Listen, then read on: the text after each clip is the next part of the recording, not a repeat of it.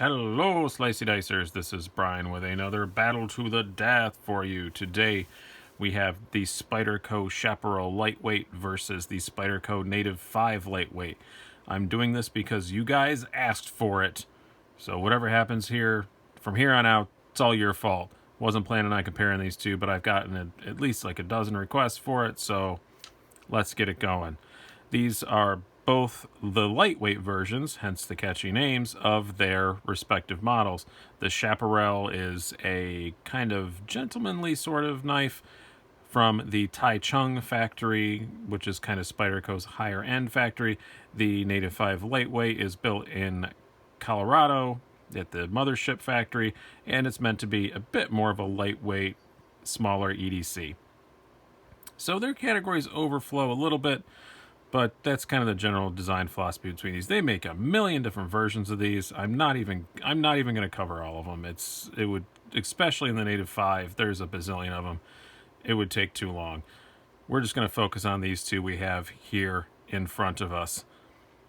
This is a battle to the death, so you guys know the rules. We do 7 categories. Each one's going to win. Those 7 categories are aesthetics, quality, blade, ergonomics, carry, deployment, and value.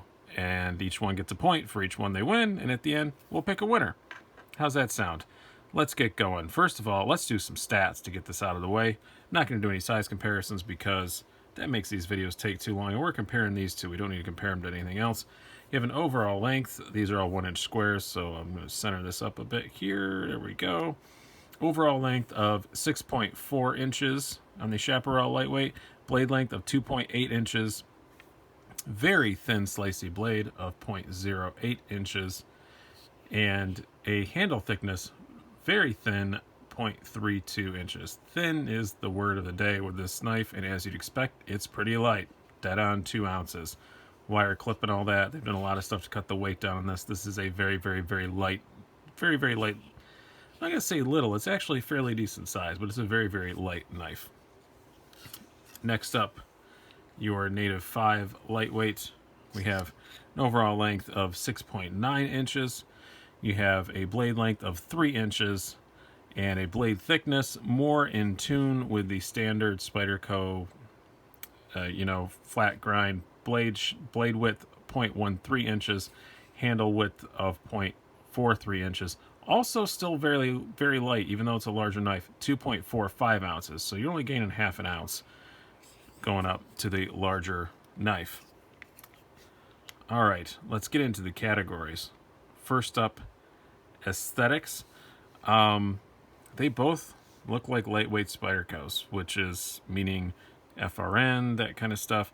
From a 1.5 to 2 feet away, they look pretty much the same aesthetically.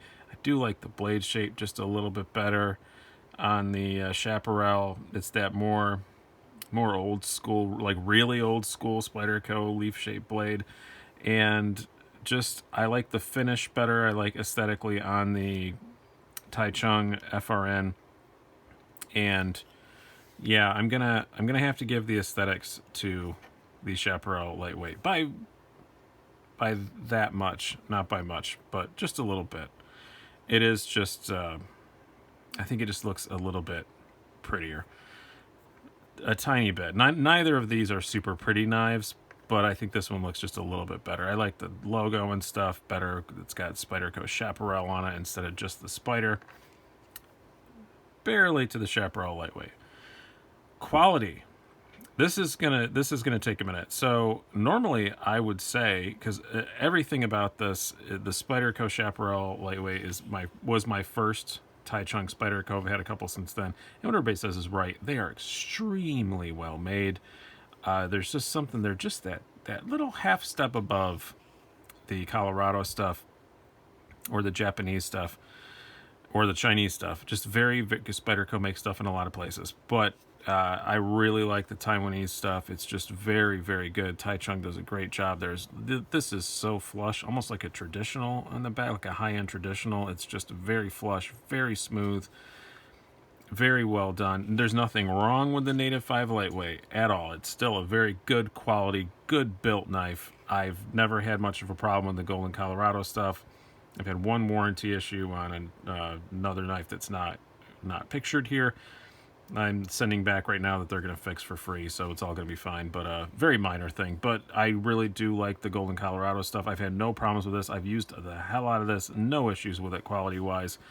But that said, I did have an issue with this. Even though normally the Tai Chung stuff is better, it's more nicely finished, and this one is more nicely finished. If you guys are real nerds and watch this channel a lot, and or read all the comments you mentioned, I did sell this knife. I just don't use it a lot. I've got other stuff, and I can't keep everything. Not that I dislike it in any way, but I just sold it. Guy made me a good offer. I sold it, and he sent it back because there was an issue with it, and he was right. Well, mostly right. He said there was a chip in the blade. There was not a chip in the blade. It was just that the material up here, they just left too much, they just didn't finish it off quite right up here towards the end of the blade, and there was a little excess, material there, and it looked like a chip, but it wasn't. It was just excess material that had started to flake off. So small that I didn't even notice it reviewing it. It's still sliced like a champ. I didn't even notice it, but it took me 10 swipes each side on the Lansky turn box, and it's gone now, and it's all fine. But he was super cool about it too. He was great guy. I'm very, very happy he's the one who got it. And he said that it had a chip, and I'm like, what? And he sent me pictures, like really close-ups, and I was like, oh, I guess it kind of does. But when I got it back, I realized it's just excess stuff that was built up on the blade. Took care of it very, very, very quickly, but I don't think it should have come out of the factory that way. So I can't give a win to this based on that, because I did have a quality issue with it. Almost sent it back, but figured out I could fix it quickly myself, so I didn't. So I'm gonna have to call it a tie, just because of that issue that I had. And I get it's very hard to work when you're working with a blade this skinny, like this thin. It's hard to get it perfect. Not gonna bash Spyderco for it, but I did have an issue, so I have to call it a tie for the quality. Now the blade, the aforementioned blade, we're going to throw out that little minor issue I had with the side, because it honestly didn't affect the performance of the knife at all. I never even noticed it when I was doing the review. It was so small.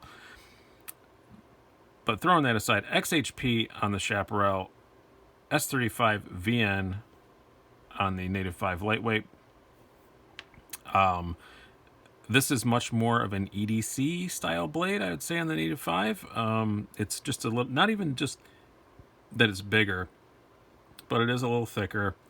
It is more of a, heavy duty tip. Actually, I really like the tip on the Native 5. It's one of my favorite things about it. For a blade this small and this still relatively thin, it's got a pretty decent blade with that nice swedge on top.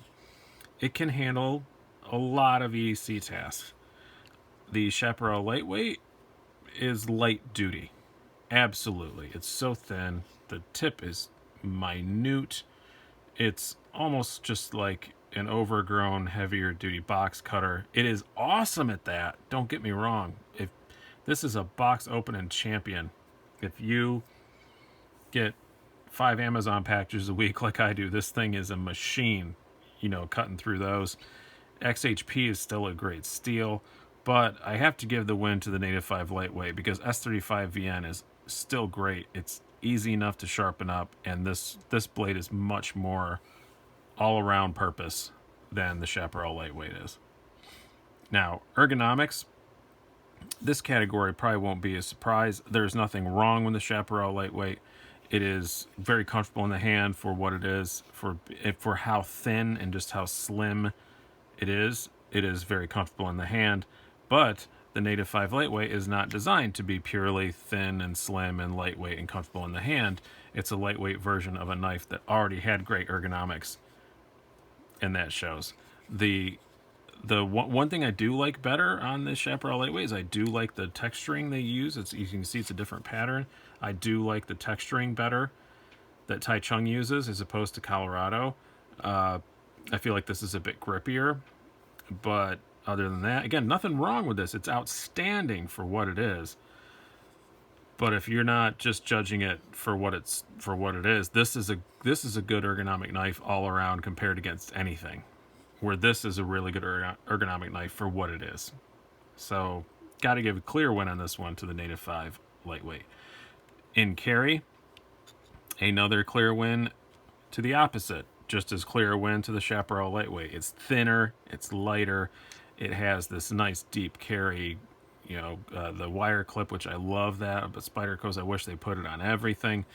This has the 3-hole lanyard through tube, and it sticks up a lot out of your pocket, as you can see. I mean, you're looking at that versus that. And this is already a larger knife in the first place. This is thinner, lighter, better clip. Clearly to the Chaparral Lightweight, absolutely, all day long. This is a knife that I know I say it all the time, but this is a knife you forget's in your pocket, and it's going to go through the wash someday because you stick it in that 5th pocket of your jeans because it fits awesome in that spot, and you take your pants off, you go to sleep, you wake up, your wife decided to do laundry, and it's gone through the wash. It's happened to, not in this particular one, but it's happened to me with knives before where my wife just didn't know they were in there, and why'd you leave that in your pocket? Because it's awesome. Now, deployment. These guys are a lot different in deployment. They are both Spyderco backlocks. They both have pretty even pressures, I would say. They're pretty much the same as far as the back spring tension. They both have really good lockups. There's no difference between them in that. No blade play up and down, side to side, either way in either of them. They both have pretty secure lockups. But they're different in that the Native 5 Lightweight has no liners, and as is the case on many lightweight Spydercos, there are no bushings whatsoever in this. It's just metal on plastic, and it works great. It actually works really, really well. But the Chaparral Lightweight does have liners, it does have bronze bushings, and it's smoother. They're both pretty good for backlocks. I mean, this isn't awful. They're not going to be flicky, toy, playable, fun desk toy knives. They just aren't. But it closes down fairly well. You hit it and give it a little flick, and it'll close most of the way. And then you just finish it off. But the Chaparral is just pretty dang smooth for a backlock, I have to say. And it's much more, you can actually flick this if you do it right and don't have a tripod in your way. So we'll see how this goes. But yeah, you can actually Spidey flick this much better than you can a Delica or this. It's pretty good. The action is actually fairly satisfying on this, where this is just okay. So got to give the deployment to the Chaparral Lightweight. Now, value. This knife, the Native 5 Lightweight, is about $94. The Chaparral Lightweight is $88. Value is very hard to determine on these because they both have pretty good blade steel. They're both well made. One is the great entry level into the Tai Chung Spyderco addiction. That's what happened to me. Is I got this one. Now I have 2 or 3. The Tai Chung Spydercos are really, really nice, and this is the cheapest one you can buy new regularly. And once you get one in your hand, you are like, ooh, that is really nice. But value-wise, if this couldn't be my only knife. I couldn't have a Chaparral Lightweight as my only knife. I just couldn't. The Native 5 Lightweight, I could have as my only knife. I'd be okay with that. And it has S35VN, which is just as good, if not arguably better price-wise than the XHP. And it's just more of a tool than this is. And yeah, you can say, oh, but I want to carry this. You're not going to carry the lightweight version of the Chaparral as a gentleman's knife. It just doesn't have that look to it. I want my gentlemanly knives to look classy. If I was going to carry a knife this size as a gentleman's knife and wanted a Spyderco, I'd either get another version of the Chaparral or use what I use now, my little Native, because it just looks, with the G10 and stuff, it just looks classier. So this isn't a particularly classy looking knife. It's kind of an outdoorsy looking knife that's small with a thin blade, where the Native 5 Lightweight is very much lightweight EDC. Use it 6 days a week, and if you're going to carry it in a suit or something like that, it doesn't look any worse or any better than the Chaparral does. as far as that goes. Neither of these are knives that are going to freak people out. They look like outdoors tools. They don't look like, murdery things. But so value, I just have to give it to the Native 5 Lightweight. I think you're getting more bang for your buck when you buy the Native 5 Lightweight. So what is the final score? The final score is 4-2 in favor, with one tie in favor to the Native 5 Lightweight. Now, that said, if you're looking for something really small and slim, if you're looking for a second knife for that fifth pocket secondary carry kind of knife, yeah, the Chaparral Lightweight totally could see it. It's a really cool knife for that.